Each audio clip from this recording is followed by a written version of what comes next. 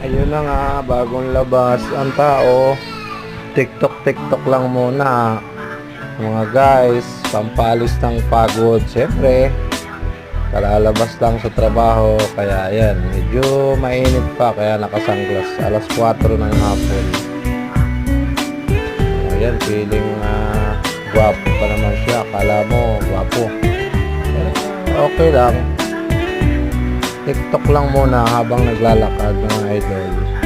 Siyempre, malaking bagay ang TikTok kasi nakakaalis ng pagod. Kaya ito, lakad-lakad sa kalsada. Medyo mainit nga lang kaya nagpapandong-pandong. Ayan na. Bye-bye.